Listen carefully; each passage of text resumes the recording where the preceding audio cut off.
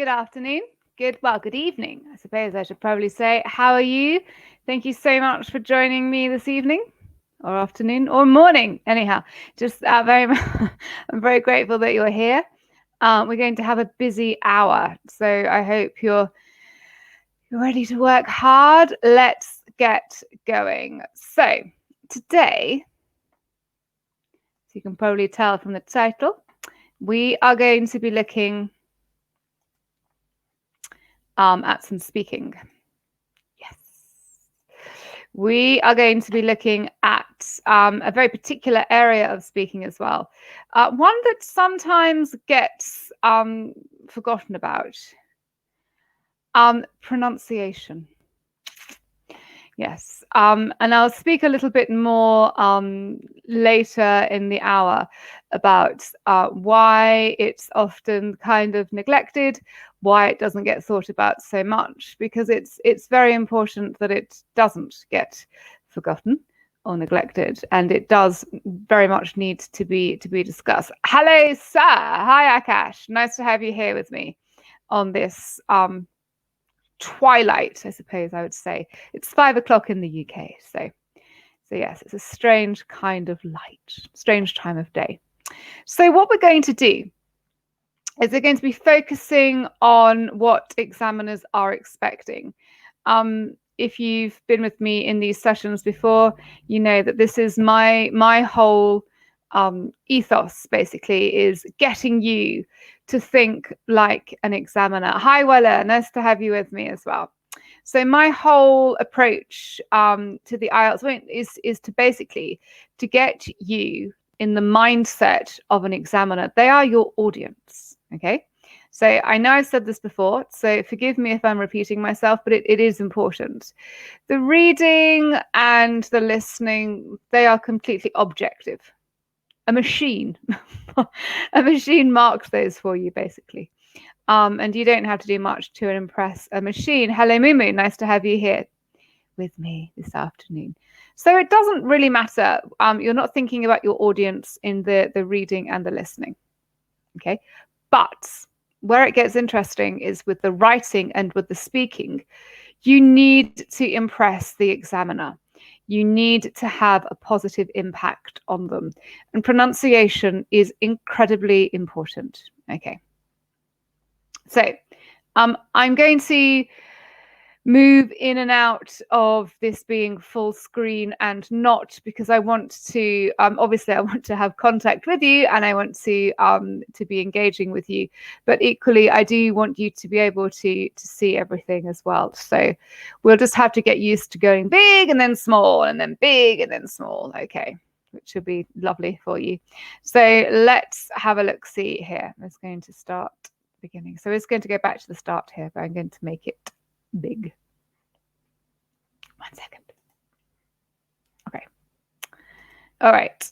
So you, I'm sure, have seen this before, but you know, it's a very important document. One of the reasons I like the IELTS exam is because the examiners make everything very clear. They're very clear about what's expected of you and what they want to hear and what they don't want to hear. So it's the same with the writing. They make it very clear what they want to see and also what they don't want to see as well.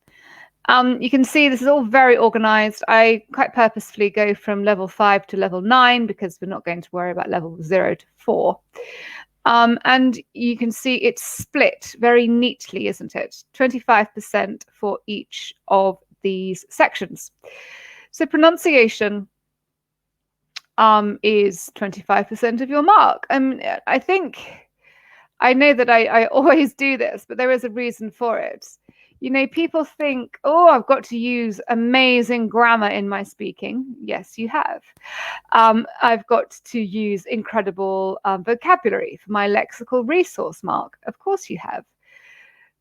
But pronunciation is worth as many marks as the grammar. It's worth as many marks as the vocabulary. And we'll come to fluency and coherence in a second. It's really, really important that your pronunciation is of an equal standard, if not better, to these key areas of your speaking. Okay.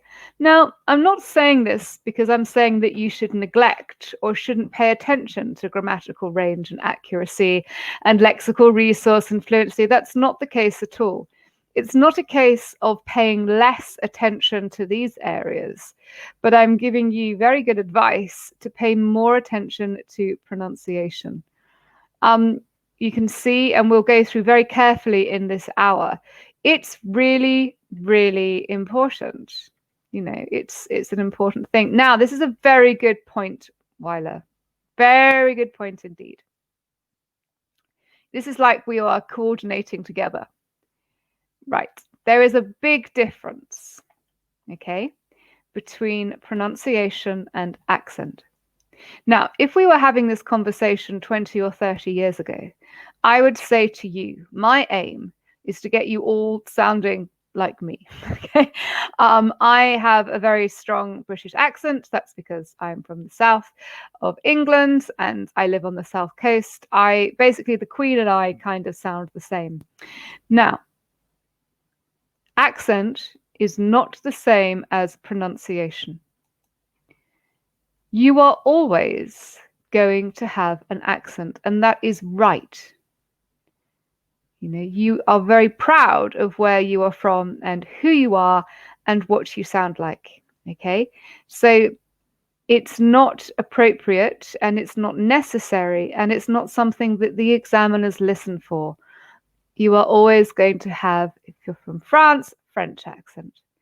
If you're from Thailand, you're going to sound like you're from Thailand, and so on. This is where you're from. Pronunciation is to do with being clear. Okay, so it's not about mimicking.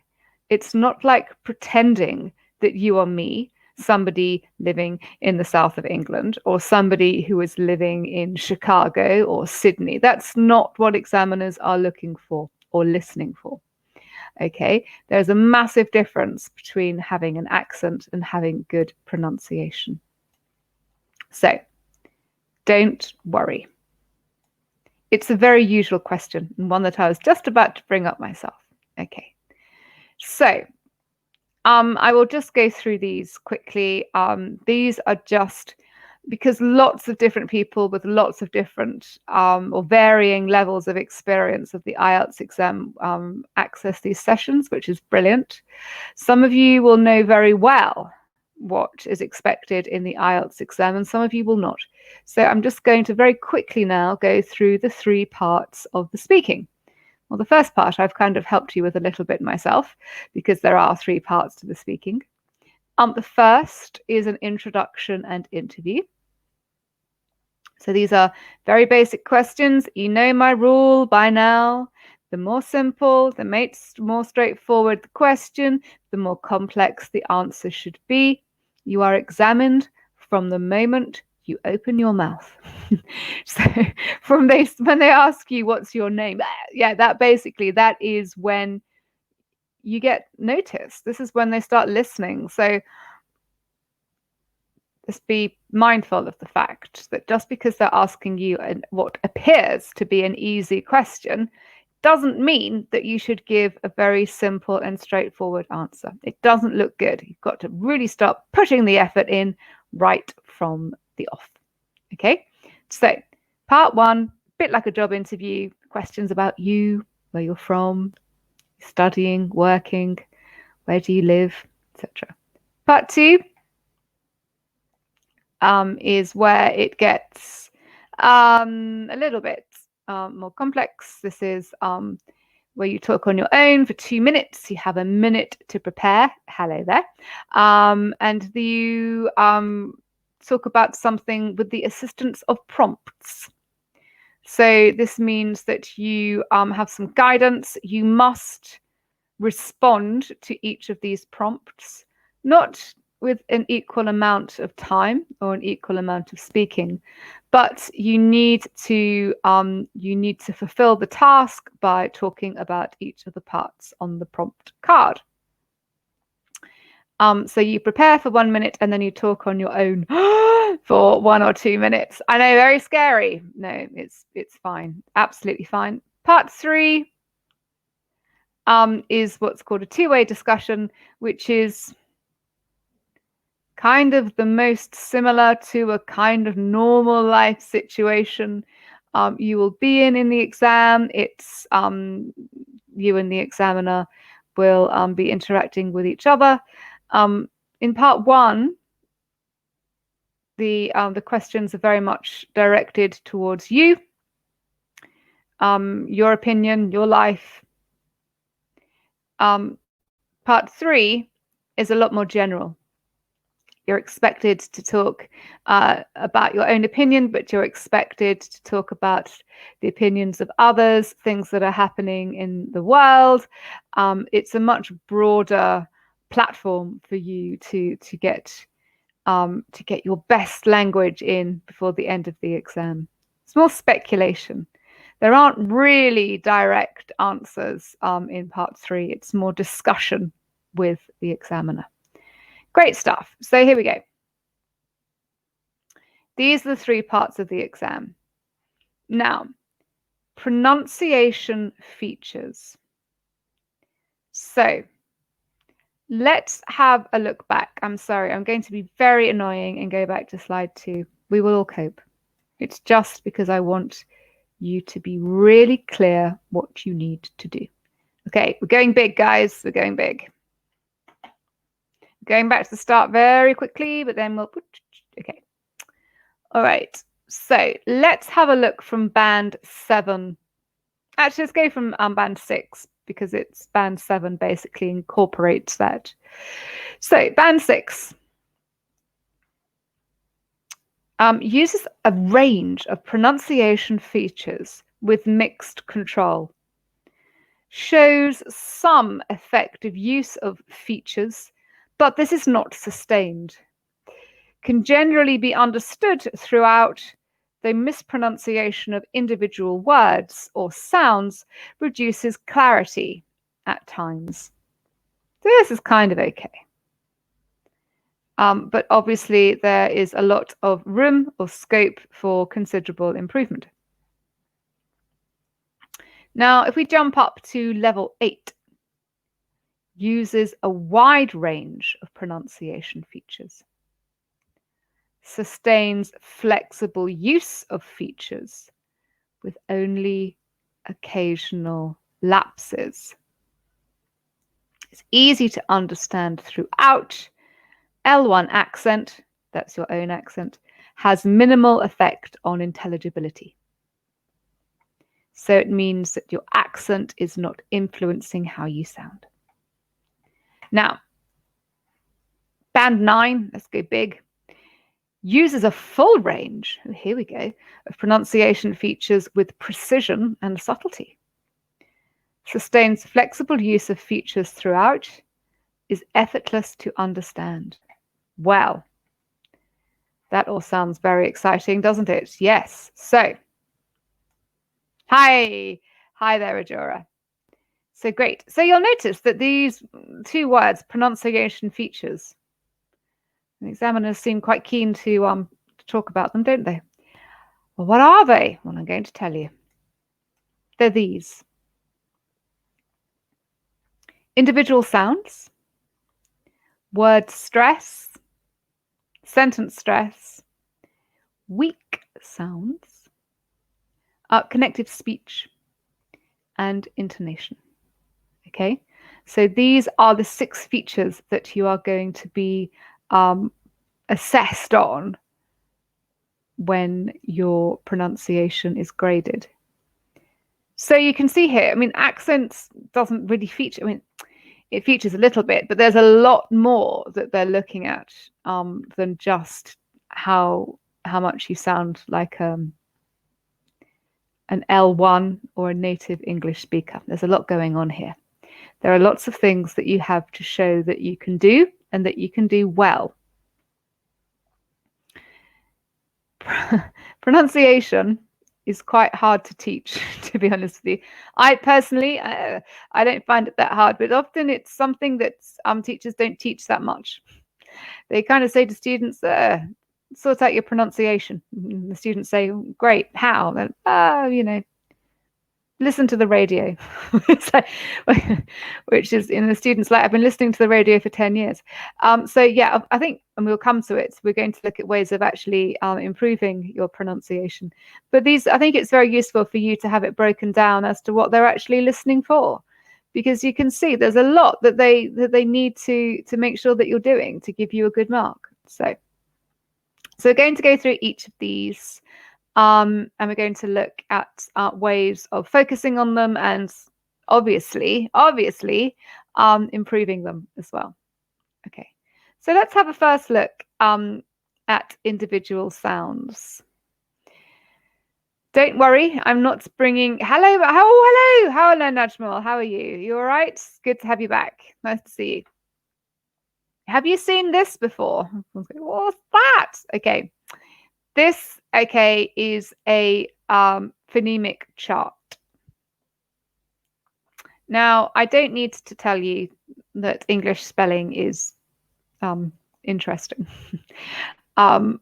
It's hard because there isn't much of a connection between how words are spelt and how words are said. It's tough. You have my sympathies.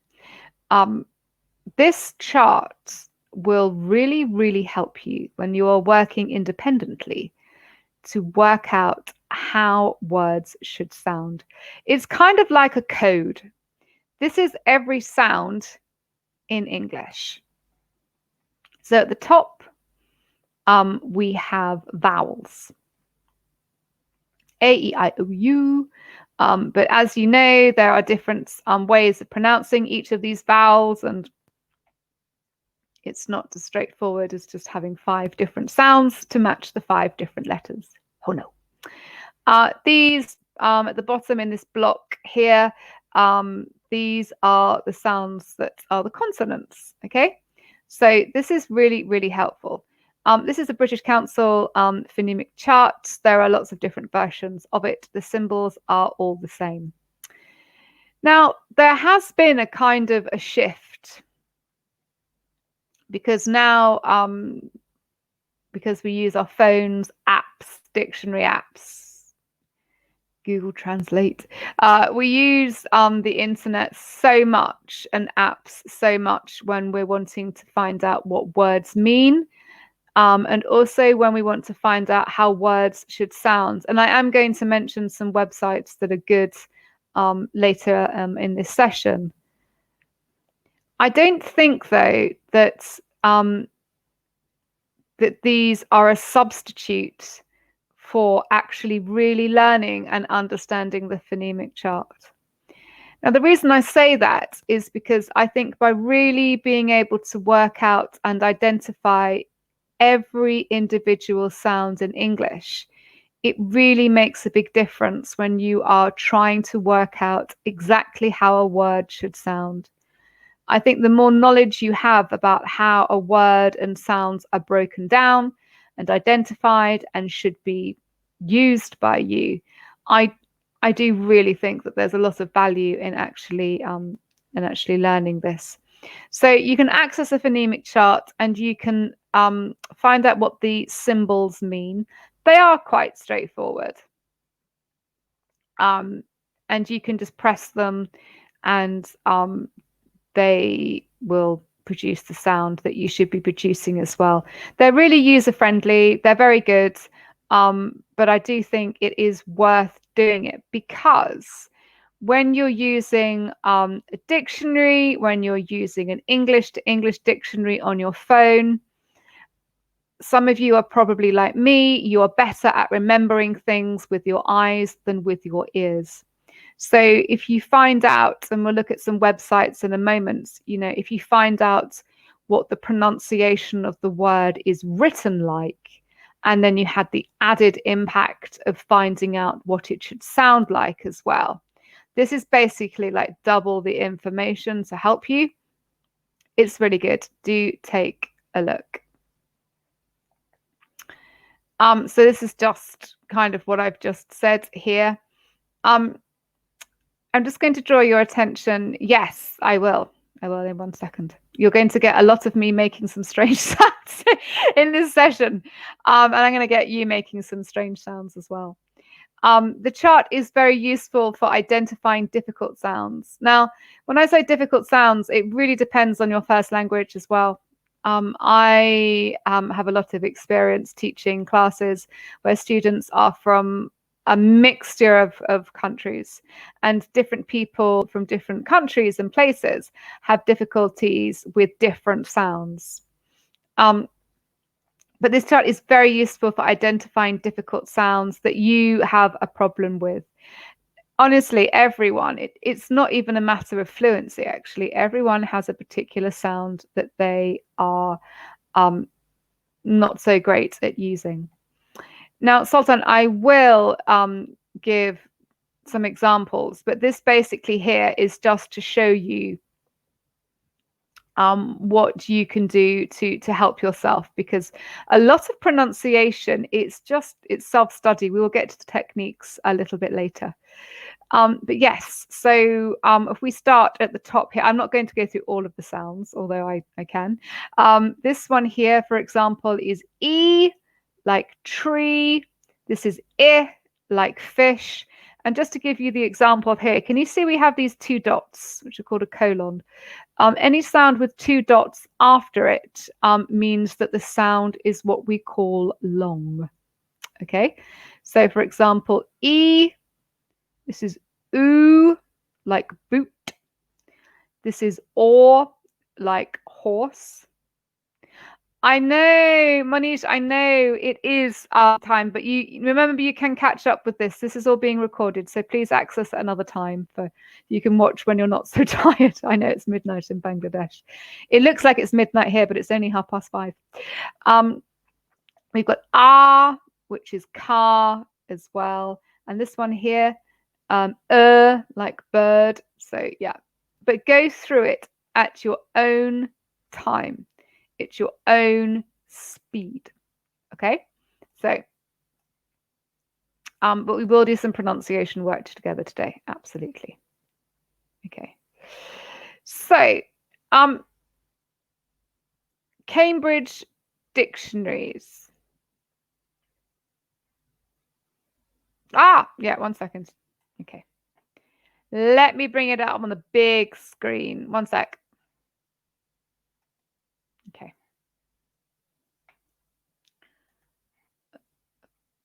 All right. So, look at the blue. Okay. So these are all vowels here. Okay. And these are called diphthongs here. And the ones at the bottom, these are all consonants. So these are the sounds that are not vowels. And these are perhaps slightly more self-explanatory, because pa sounds like pa and f sounds like uf. So the vowel sounds are the ones that perhaps cause slightly more concern to students. Though interestingly, when it comes to individual sounds, it's often the consonant sounds that students make more common mistakes with. So if we go right to the top left-hand corner here, as I said before, this sound is indicated by these two dots. So can you see here? This sound is E, like tree. Okay, this sound here. And this sound here is oo, like boot. Now this one is like bird. And the one next to it here, hope you can see my mouse pointer. This one is or, like horse. And if we move down, this is like car. Now, the best thing that you can do, I can repeat these sounds to you, but my pronunciation is fine. So the best thing that you can do is, in your own time, is get online and go through the phonemic chart. The ones that are online, if you go to the British Council and you type in phonemic chart, They are very good because they tell you what the sound is. And you know, the great thing is that you can repeat it over and over again,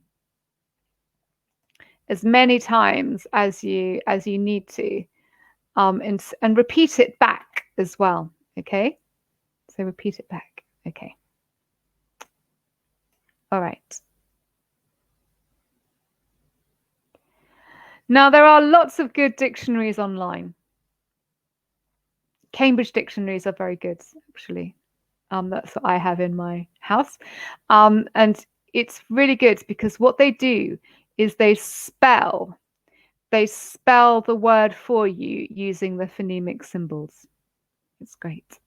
Okay, so do have a look, because when you're able to look up the meaning of a word and you're able to look at the symbols and identify what the sounds should be, it's a very, very good use of your time, because it's connecting together the meaning and its usage, which is really important. Okay. This is an interesting point as well about making the correct sounds.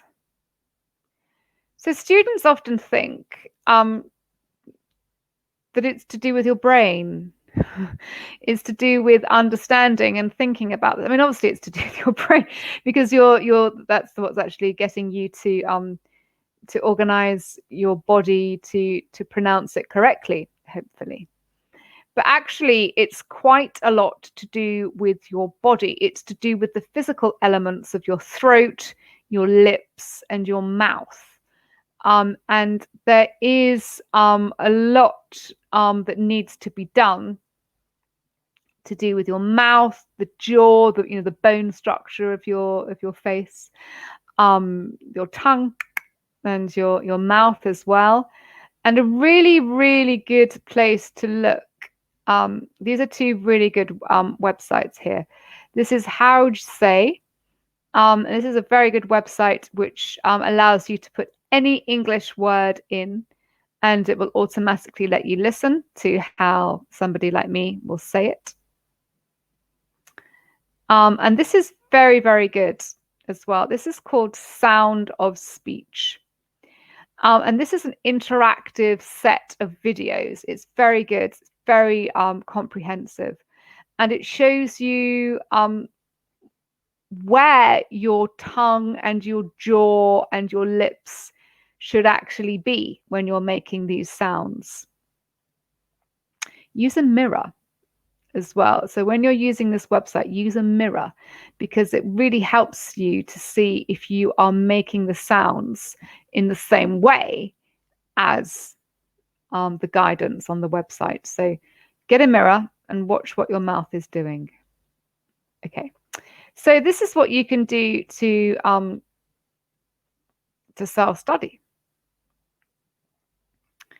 Look at how a word is spelt in a dictionary using the phonemic chart, and then check what each of the sounds are like using the phonemic chart.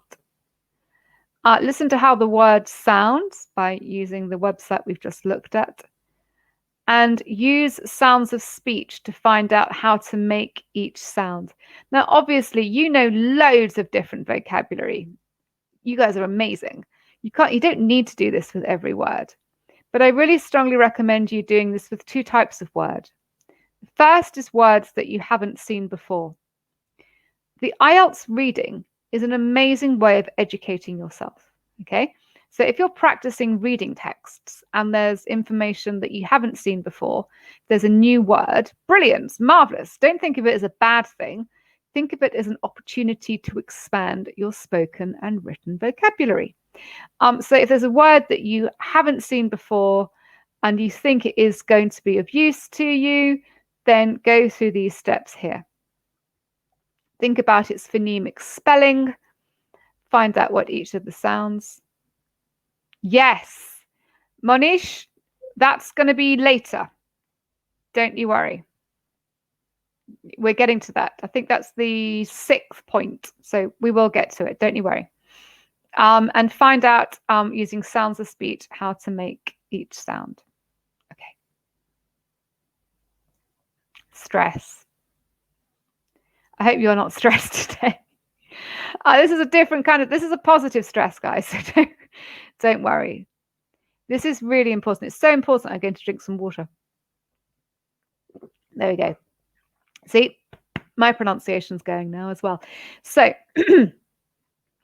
I think stress is something which causes one of the most issues when it comes to pronunciation. You're thinking, great, marvelous. Laura, what is stress? Well, stress is when we emphasize or we say very strongly certain words or syllables. And there's two types, and we're going to look at both of those now. The first is word stress. Okay, so this is what should be stressed within the word. And the next is sentence stress. So this is which words in the sentence should be most important. The way I sometimes describe it, it's like the heavier words. It's to do with the weight of words. Sometimes we like draw the words or the syllables that are stressed in different colors. Sometimes we underline them. You know, different people have different methods of doing it. But I think stressed words are almost like they should be written in bold. So yeah, they're the ones that are heavier and they are emphasized more. And the reason that they are heavier and they're emphasized more, especially with sentence stress, as we'll find out in a moment, is because those words are the most important ones, and they're the words that we want to ensure that the people listening have really, really heard. Okay. So I'm going to make this nice and big so you can see it. Okay, 1 second. Have a quick guided tour of the whole presentation again. All right.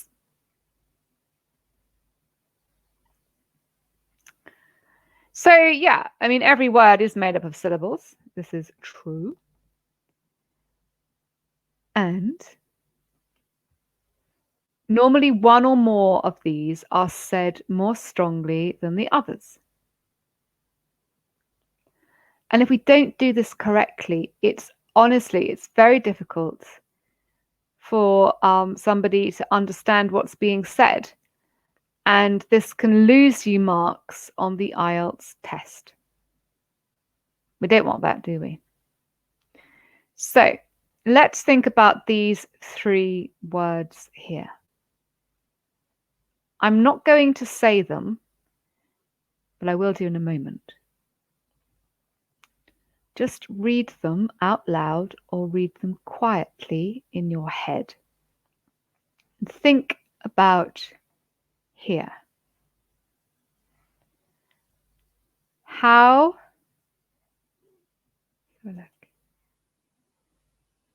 many syllables do they have?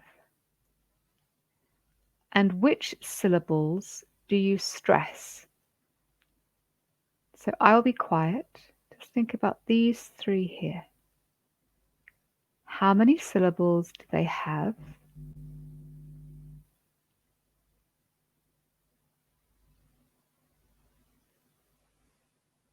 Which syllables do you stress?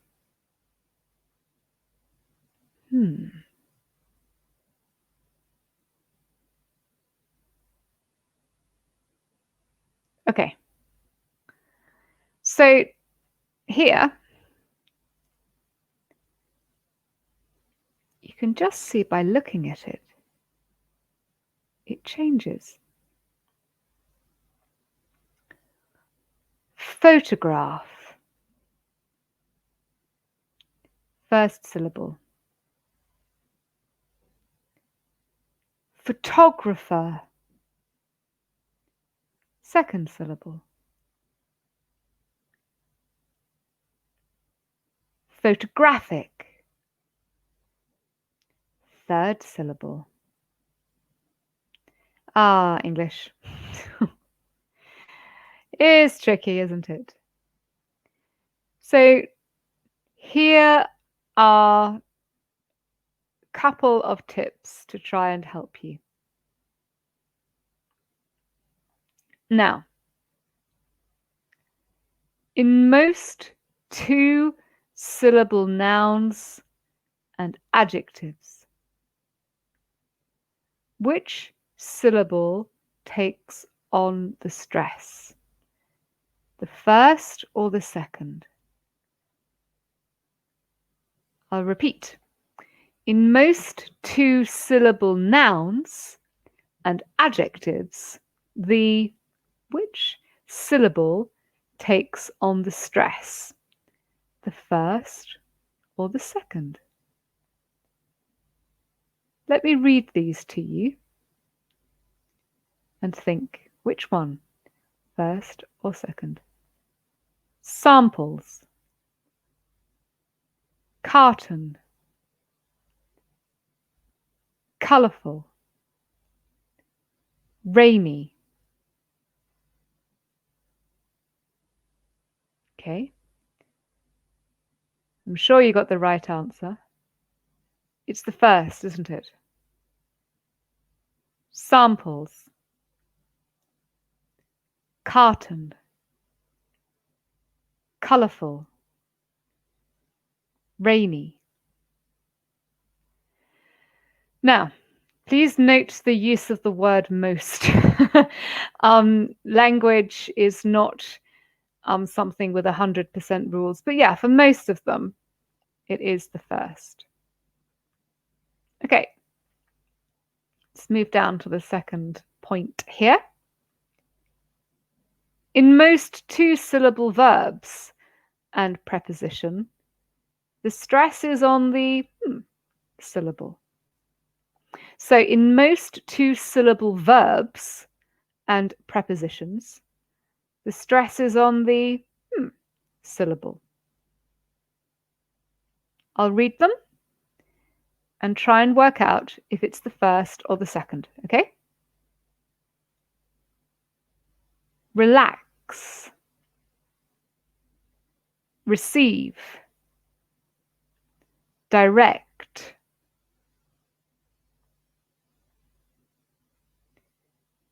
Relax. Receive. Direct. Yeah, very good.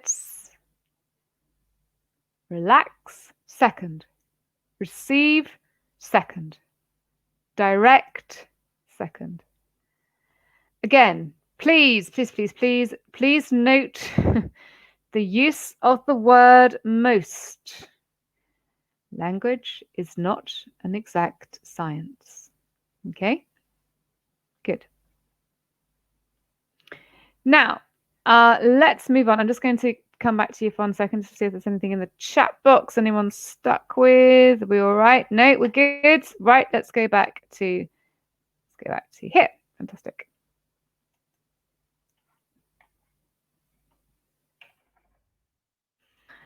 Great. So we've looked at first type. That's a stress within the word. Let's have a look at sentence stress. So let's have a think about this this sentence here.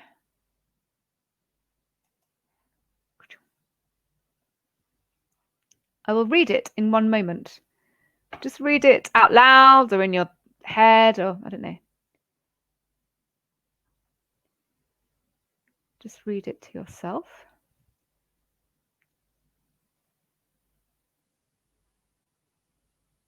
Okay. So think about which words would you stress? Now, probably, you can see we've underlined the words here. Meet me at 9 p.m. on the corner of 5th and 6th Streets on Saturday. So if we just think logically, kind of makes sense because these are the most important parts of the sentence, aren't they? The time, the location, and the location again, and the day. The other words, I mean, meet me, on, the, and, on, of course, they are necessary for the sentence to make complete sense. But I mean, I don't recommend you do this, but if you said 9, corner, 5th, 6th, Saturday, I mean, if you just said those words on their own, the person listening would probably think, well, they would wonder if you were all right, but they would understand the message. So we stress the words that are most important. Things like the time, the location, and the day or the date. I mean, there's other things that we stress as well, but for this example, these are the ones that are stressed because they are of most importance. So there are two different kinds of words in a sentence. There are content words and there are function words. Okay.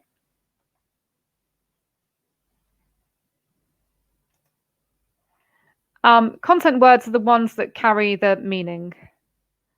They're often, but not always, because we can't say always because it's language, verbs, nouns, adjectives, or adverbs. Again, we normally stress these content words because, as I said a moment ago, they really are the most important. And without them, the sentence just has no meaning. And as I said before, you can kind of communicate your meaning just by saying 9, corner, 5, 6, Saturday. It sounds a bit strange. But if you say meet me at, on, the, and on, that makes absolutely no sense. So yeah, they're the ones that are of more value. Now, function words, they don't really carry much meaning. They're mostly grammar rules.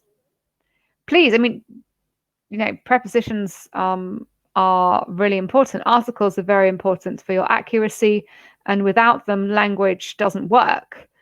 But they are not as important as content words, and we don't stress them because they're not as important. As I just said, they're words like pronouns, like he, she, it, we, them, their. Articles, a and the, and prepositions, on, under, so on. So usually we stress the content words, that's the verbs, noun, adjectives, and adverbs, but the words like pronouns, articles, and prepositions, because they aren't so important, they don't get the same weight or emphasis. So just to go through here,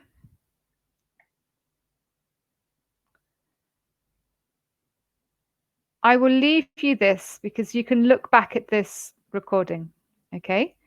For your own tuition, if you like, look at the sentences and underline the content words.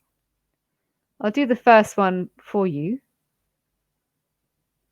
Seen, new, film, dinosaurs. So these are the most important words. Seen, new, film, dinosaurs. Now, if I say that on its own, it sounds ridiculous. But listen to how I say the sentence as a whole. Have you seen the new film about dinosaurs? Have you seen the new film about dinosaurs? The words are stronger. They are stressed. Now, don't think, please do not take this too far and say, have you seen the new film about dinosaurs? Because the examiner is going to wonder what's going on, and not in a good way. So don't sound like that, but just try and make a little bit heavier the words that are most important. Let's do the second one. So remember, you need to identify the content words.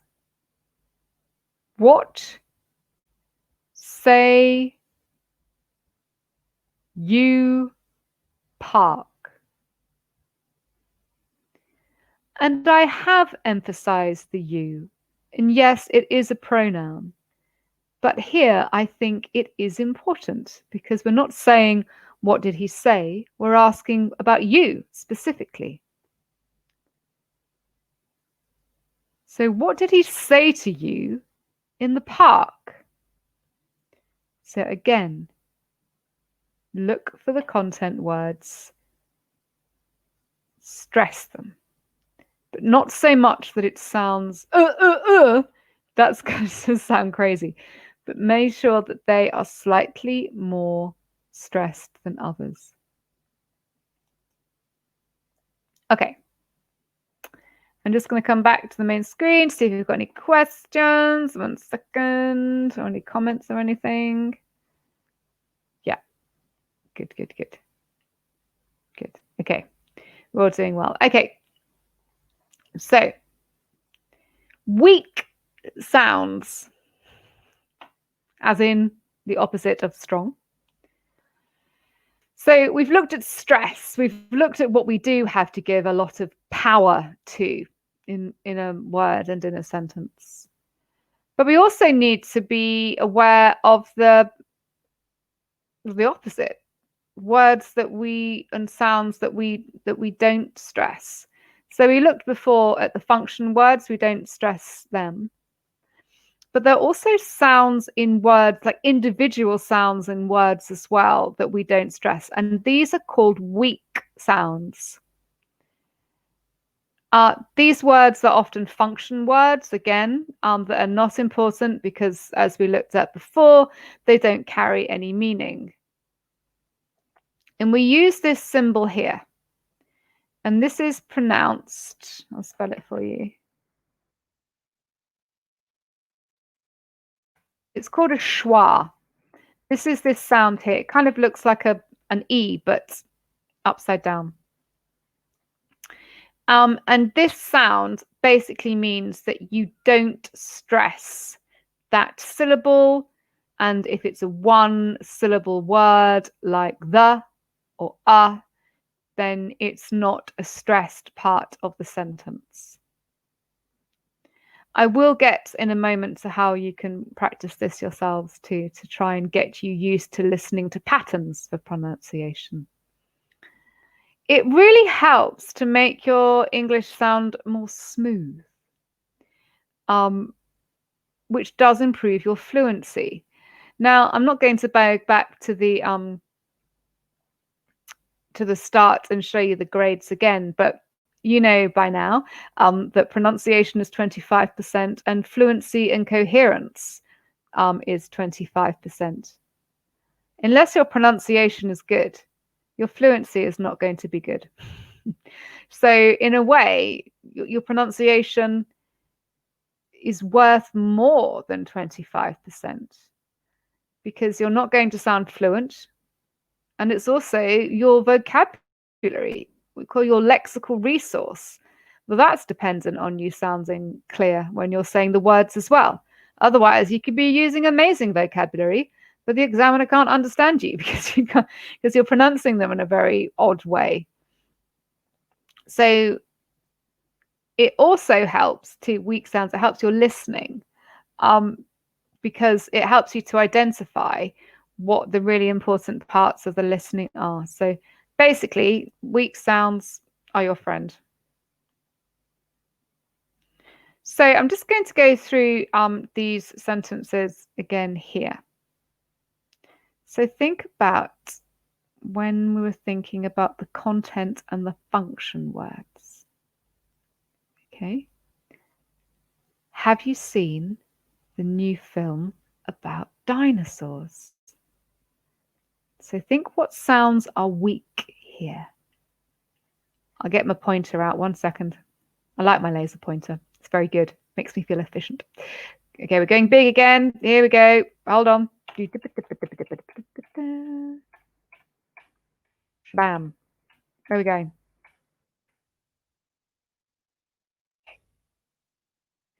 We've looked at the strong ones, and now we need to look at the weak ones as well. because they complement each other, don't they? You can't have weak without strong, and you can't have strong without weak. So have you seen the new film about dinosaurs? So remember, these words here, we don't stress. Have you seen the new film about dinosaurs? What did he say to you in the park? Now, I've read them very slowly. I'll speed them up to normal speed again now. So remember before with these sentences, we were focusing on the strong sounds. And here we're going to be focusing on the weak.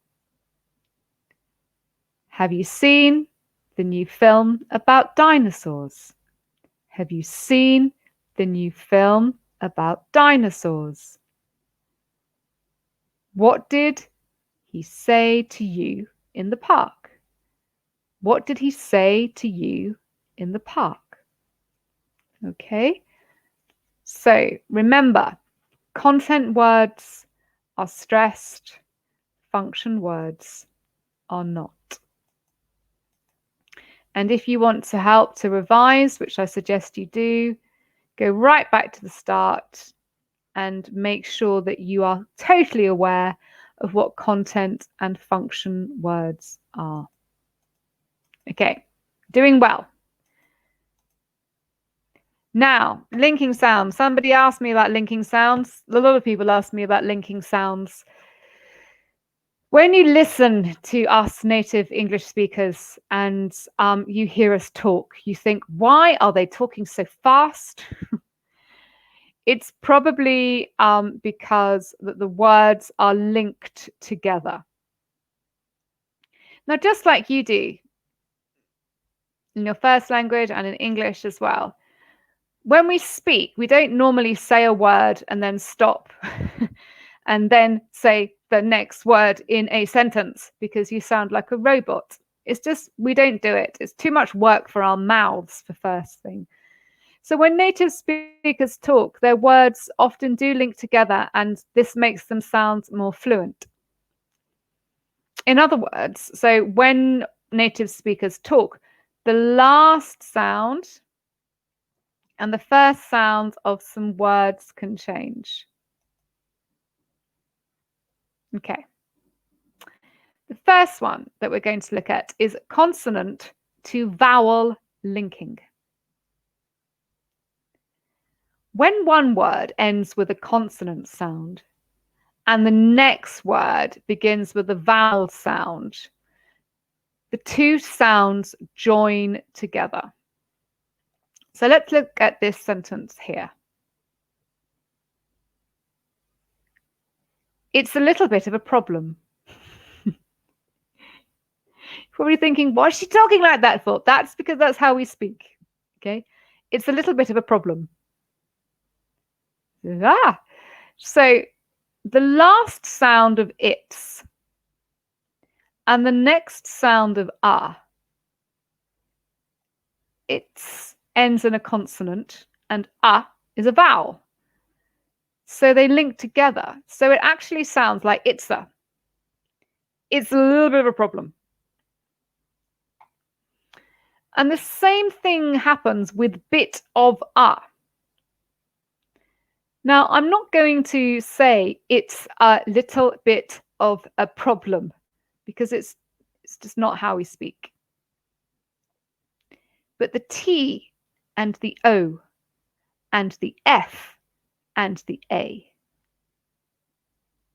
Consonant, vowel, consonant, vowel. These words all get linked together. So it sounds like bit of a. So this is when we link together a consonant and a vowel. But that's not all. We also have vowel to vowel linking. So when one word finishes with a vowel sound and the next one starts with another vowel sound, they link together. And this sound, which is wa, or this sound, which is ya, can be added. Now, if we say the following words quickly together, what do you notice about the linking sound? 2 eggs, 3 eggs, 2 eggs, 3 eggs. So the combination of a 2 and eggs means we get a wa sound.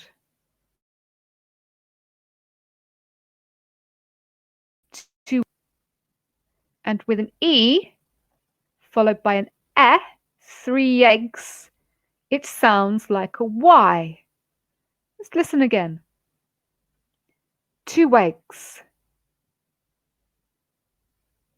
3 eggs.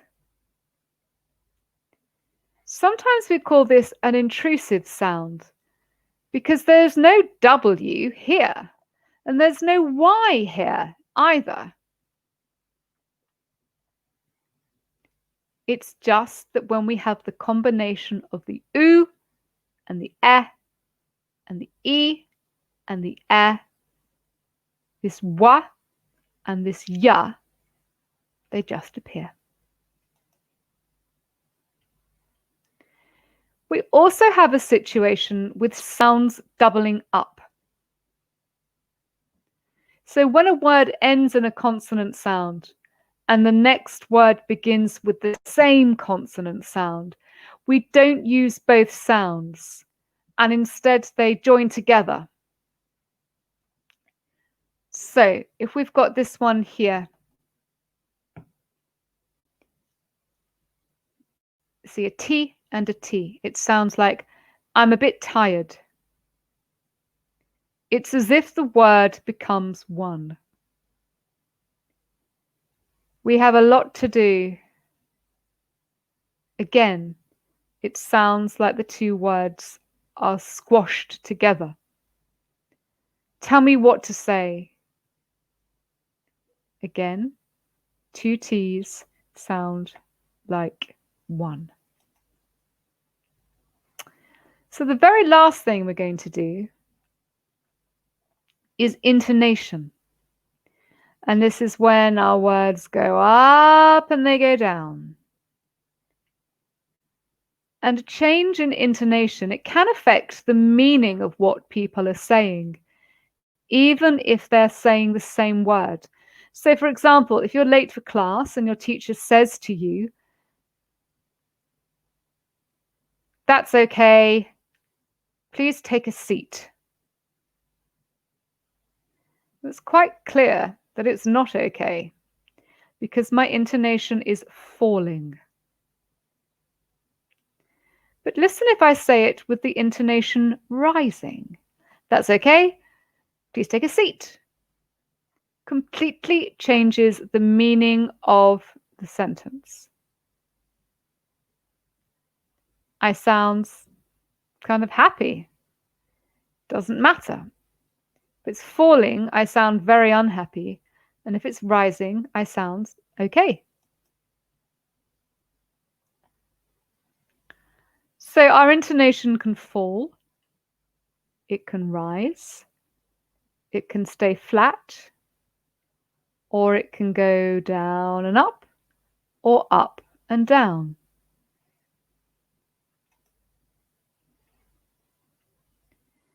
For example, if we say the word coffee with different intonation patterns, it can completely change the meaning. Coffee? Coffee? It's a small thing. But just by those 2 syllables, it's very interesting. The whole meaning can change. Now, the biggest mistake that students sometimes make is just not using any intonation at all. And you just sound really flat and really boring. So it's so much better to sound enthusiastic about what you're talking about by going up and down in the middle of a sentence. It just shows that you have a positive attitude, and it's so much easier to listen to, and it's so much easier to follow what you're saying if you do make your intonation go up and down. And you're thinking, that's all very well, Laura, but how do I do that? Okay. Well, we have something which we call micro listening. And this helps your listening and your pronunciation at the same time. Go on YouTube, okay? Don't go and just look for like some random IELTS lesson on YouTube. You don't need that. Look at stuff where people are talking in a non-exam preparation environment. Find a recording of a native speaker talking naturally. Okay, and pause when you hear something that you don't understand. Now, this is because of linking as well. So just listen really carefully to the sentence or the phrase again, and you can identify the linking words, and you can practice it over to yourself until you begin to sound like them. I think, honestly, the more listening that you do to people and listen to it over and over again, repeat it, stop it, go back, think that sounded, I couldn't understand that. Keep going through. It doesn't have to be long speeches, but just listen to sounds that you're not too sure of. It makes so much difference. Okay, so remember, get used to individual sounds. Look at the phonemic chart. Listen to native speakers, not from some IELTS YouTube channel thing. Don't do that. Listen to native speakers talking naturally. I like politicians, people talking about football, people talking about makeup. It doesn't matter. But listen how they link. Listen how it rises and falls, and do some micro listening, because I promise you it will make a big, big difference. Thank you very much for your time, and happy pronouncing. See you the next time. Bye-bye. Bye-bye.